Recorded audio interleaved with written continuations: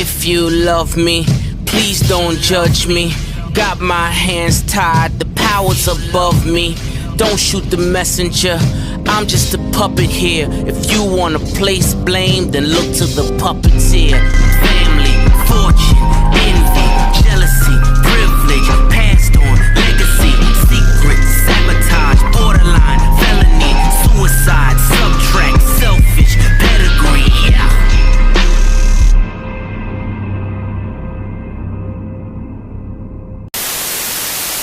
How's it going, everybody? It's C-RadTV back here with another video. So, of course, it's time to continue on the What If NASCAR Had F1 Points format series. So, the last time in this series, we took a look at the ARCA West series in the 2000s and learned that a couple things would have changed, but for the most part, a lot of things would stay the same. And in this part, we're going to wrap up the ARCA West side of this What If series by taking a look at the ARCA West series in the 2010s. And of course, I'll give a little update on ARCA West and the 2020 season, which I've already mentioned before. That ARCA West, 2020, we're gonna do in a part 2 of the 2020 of NASCAR with F1 Points 2020 season part 2, which will be like the second last part of this series. So yeah, anyway, so for the 2010s for ARCA West, we're gonna go through them and see what would have changed and what would have stayed the same if they used the F1 Points format series. And of course, before we start off, if you want, check out the Instagram and the Twitter pages for NASCAR with F1 Points Central, so you can get for exclusive NASCAR with F1 Points content. I post some interesting stuff for it for sure, so if you want to give it a try, check it out, go for it, man. But anyway, on the screen, of course, is the points format we're going to be using for this video, which is the current F1 Points format today, minus the fastest lap bonus point, because NASCAR does a terrible job of keeping track of the fastest lap, and it's a massive pain in the butt. And we're not doing the double points in 2014, because double points is a fucking gimmick, and it's a gimmick that manufactures drama, and I said at the start of this, we're doing no gimmicks. So, no to double points. And before we continue on, let me once again stress out that this is just a hypothetical scenario. I know everybody would have raced differently had they used the F1 Points format. This is just for fun. So now, with all that out of the way, let's go ahead and let's jump right into it. So the 2010 season, it was mainly a two-man battle for the championship between Eric Holmes and David Mayhew. Those two were the class of the field all year in terms of speed and consistency. In the end, though, late in the season, David Mayhew would fail to be consistent in key moments of the year when it mattered the most, and Eric Holmes would take full advantage of it and would pull away late in the season. And Eric Holmes would lock up his third ARCA West championship under this format with around a race to go in the season. So Eric Holmes would still win the championship in 2010.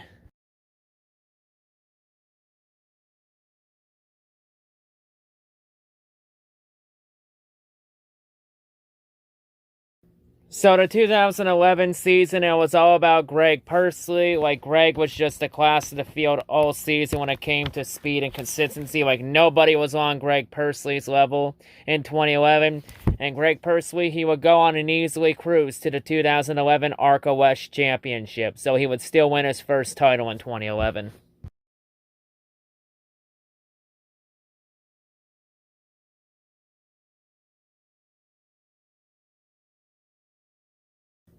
So the 2012 season, it was mainly a two-man battle for the championship between Dylan Kwasniewski and Greg Pursley.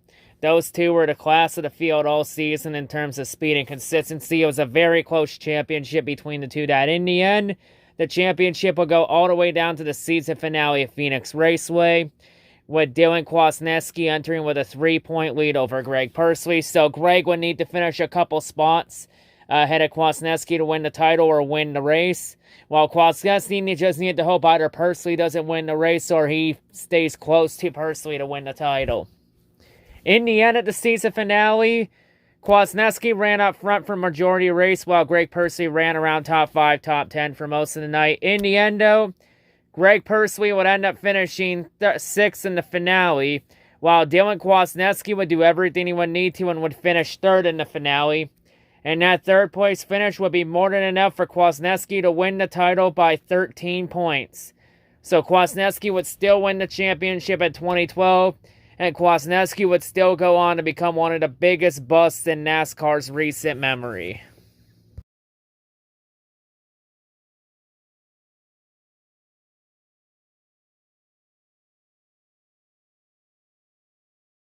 So for 2014, 4 drivers would separate themselves from the rest of the field, and those 4 being Derek Thorne, Cameron Haley, Greg Pursley, and Michael Self. Those 4 were the class of the field all year when it came to speed and consistency. But late in the season, Cameron Haley and Michael Self would fail to be consistent in key moments of the year when it mattered the most, and both of them would be eliminated with around a race to go in the season. So in the end, the championship would go all the way down to the season finale at Phoenix Raceway between Derek Thorne and Greg Pursley, with Thorne entering with a 1-point lead over Pursley. So it was a very close championship between those two. So in this one, whoever finished the highest over the other in the points paying positions would end up winning the title. But in the end, that wouldn't even matter in the season finale at Phoenix, since Derek Thorne and Greg Pursley both struggled and finished 14th and 15th respectively. So, and well outside the points, as both teams missed the setup completely on the car. So in the end, with both of them not even finishing in the points, it meant that Derek Thorne would win the championship by default in 2013. So Derek Thorne would win his first ARCA West championship in 2013.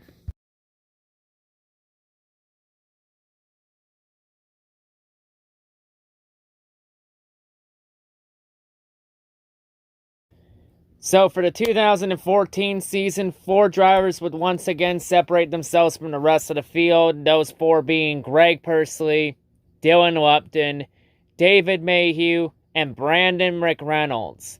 Those 4 were the class of the field all year when it came to speed and consistency. In the end, late in the season, Dylan Lupton and Brandon Mack would fail to be consistent in key moments of the season when it mattered the most, and those 2 would be eliminated with around a race or 2 to go in the season.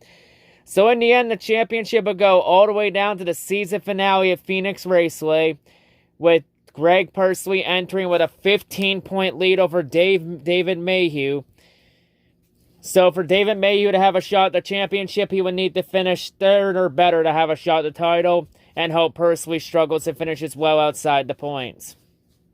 While Pursley just either needs to finish in the points or stay close to Mayhew to have a shot at the title. In the end of the season finale, it was pretty anticlimactic, as Greg Pursley would run near the bottom of the top 10, doing everything he would need to gain the points, while David Mayhew, he would run around top 5, top 10 all race. In the end, though, Greg Pursley would finish 9th. So now the question is, could David Mayhew finish?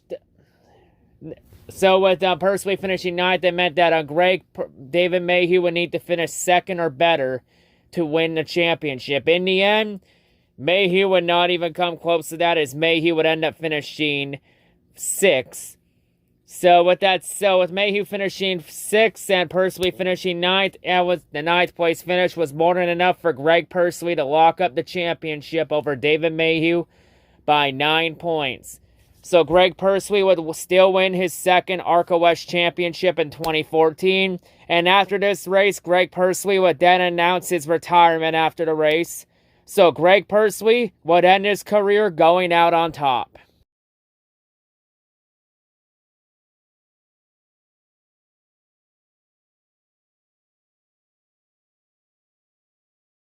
So for 2015, it was one of those weird seasons where there wasn't a clear-cut dominant driver all season. Like, it was a number of drivers that made a case for being best, for being the champ.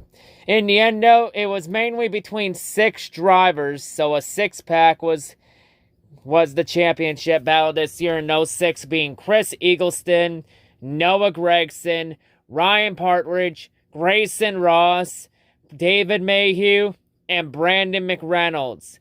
Those 6 were the ones that broke out from the rest of the field and were the class in terms of speed and consistency.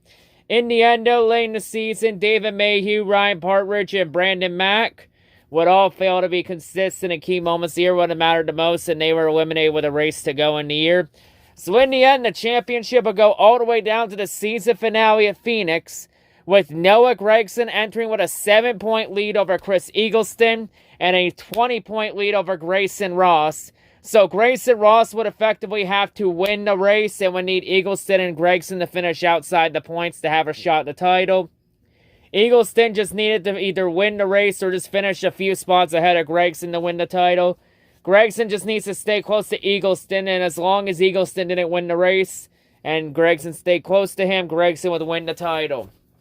In the end, though, it really wouldn't matter that much since Grayson Ross had an engine failure at Phoenix, and Gregson and Eagleston finished outside the top 10 in 11th and 14th, respectively. So neither of those three scored points. So with all three not scoring points, it means that Noah Gragson would win the 2015 ARCA West Championship by default. So Noah Gragson would be the 2015 ARCA West champion under this format. And I just pissed a lot of people off by saying that Gragson would win a title under this points format in a NASCAR series. Maybe Gragson isn't so talentless after all. I don't really understand the hate with Noah Gragson. I just don't get it. Someone's gonna have to explain it to me.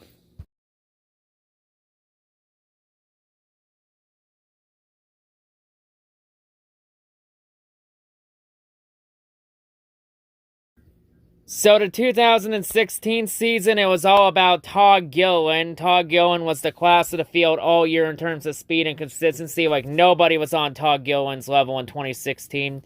And Todd Gilliland, he would easily cruise to his first ARCA West championship in 2016.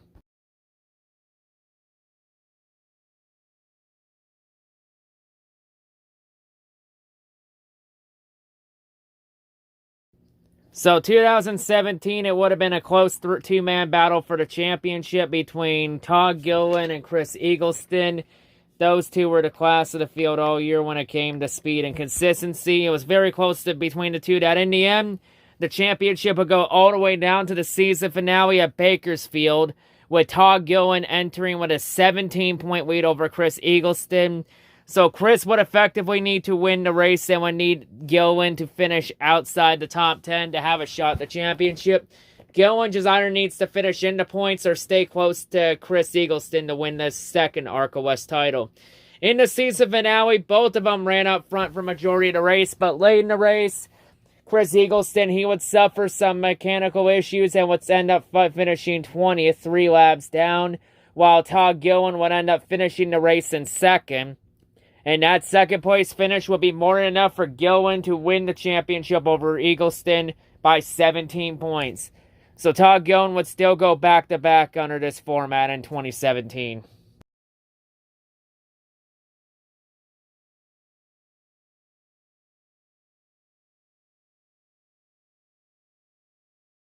So the 2018 season, it was a two-man battle for the championship between Derek Thorne and Ryan Partridge. Those two were the class of the field all year in terms of speed and consistency. But in the end, though, Ryan Partridge would fail to be consistent in key moments of the season when it mattered the most. Derek Thorne would take a full advantage of it and would pull away late in the season. And Derek Thorne would lock up his second ARCA West championship with a race to go in the season. So Derek Thorne would still win the title in 2018 and it would still be a second title in 2018.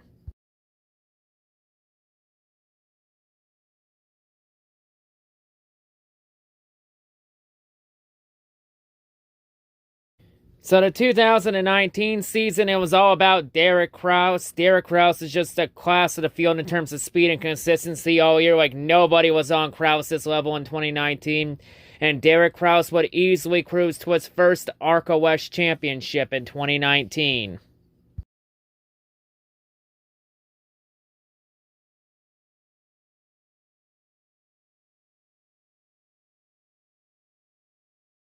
So yeah, anyway, that's going to wrap it up here for this part of the What If series, and this actually wraps up the ARCA West side of this What If series. So yeah, bit interesting for sure, this part. There were a couple changes, but everything stayed the same. Like, in terms of title battles that went down to the season finale, under this part, we had 5 title battles go down to the season finale, and we only had 1 title change under this format in the 2010s, and that being 2015 with Noah Gragson.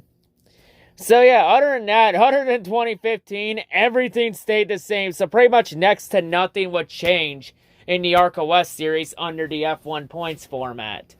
So yeah, of course, like I mentioned earlier in the video, I will be revisiting the ARCA West series in the second last part of this series, which will be part 2 of NASCAR with F1 Points 2020, which should come out hopefully sometime between November or December. Like, it'll be the last part we do before we do NASCAR with F1 Points 2021 season.